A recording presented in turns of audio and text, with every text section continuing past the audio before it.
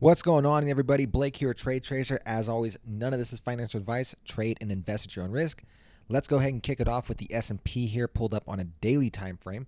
So what I'm seeing right now in the market is we are essentially just bull flagging below a declining 10 and flattening 50-day moving average. You can see I call this the cloud. And when we have this cloud twist, when we have this red upper band, obviously that's not a fantastic sign. Ideally, we would like to see prices back above this cloud and really back above the 444 level on the S&P SPY. Right now, still in a downtrend. We've been in a downtrend since September 9th. So pretty much all of last month was very, very boring if you are a swing trader and you are sticking to our rules to trade and our trading philosophy. So right now, still not doing a whole lot. We will have higher odds and better trading setups once we can get prices to move back inside this cloud.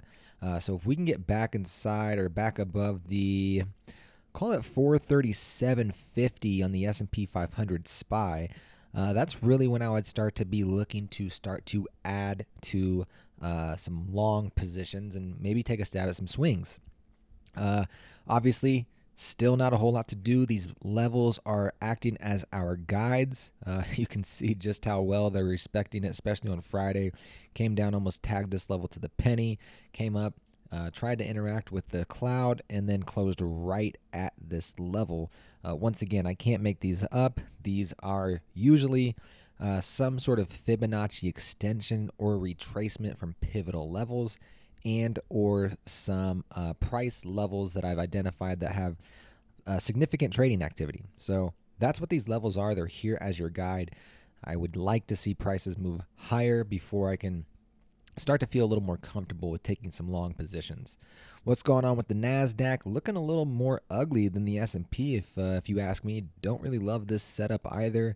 Dow Jones, same thing, respecting these levels, but once again, still not doing a whole lot. And the IWM has just still been in this almost year-long trading range. It's very, very boring. Lots of chop. I would like to see prices move back above. Well, I've said before, the 228, 229 on the IWM is really the level that I think if we get above, we could potentially make a move back to that 234 and above there. We're off to the races. But until then, not a whole lot to do. You just got to stay patient and be patient.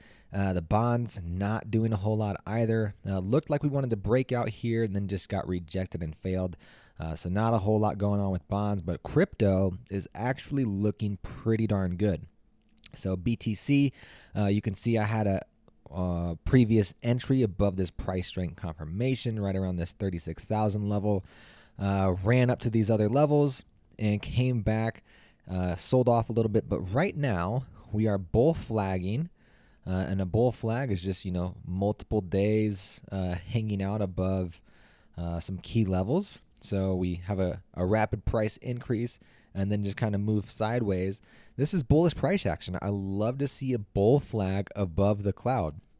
Am I calling a bottom and saying, okay, we're ready to run now? No, but things do look a lot better than they did. And yeah, you do have rules to trade. You do have rules to get long. Bull flag above a cloud, I really like. I think if Bitcoin can get above, call it 49,200, I think we're going to see much higher prices on Bitcoin. So looking constructive, and same thing with Ethereum. And you can see just how well it's respecting these levels, just like Bitcoin is. And so, yeah, I like both Bitcoin and Ethereum here. Potentially you could take a stab, but you would be risking quite a bit if you were swing trading. We've had this Anchor VWAP that acted as support. So just be cautious. I do like this setup though, and long term, if your investment time horizon is, in the investor's perspective, I think these could be some good levels to add to some positions. Other than that, we really don't have a whole lot going on. Energy has looked fairly strong, so USO looks pretty darn good.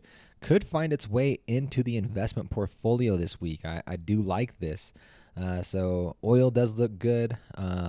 Energy, XOP also looks pretty darn good.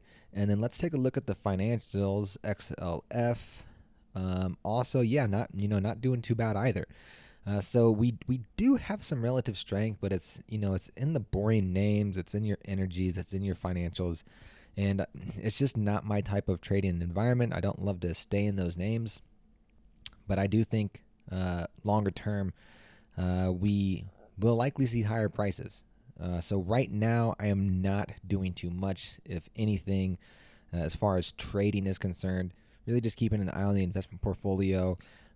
Just stay patient, right? This is part of trading. I know that many of you want to trade. You want to take trades. It's exciting, and it should not be exciting. Trading should be boring. You should be able to sit comfortably in positions and hold swing long winners and take some big paydays. But a big part of that as well is having patience and discipline and understanding what your edge is.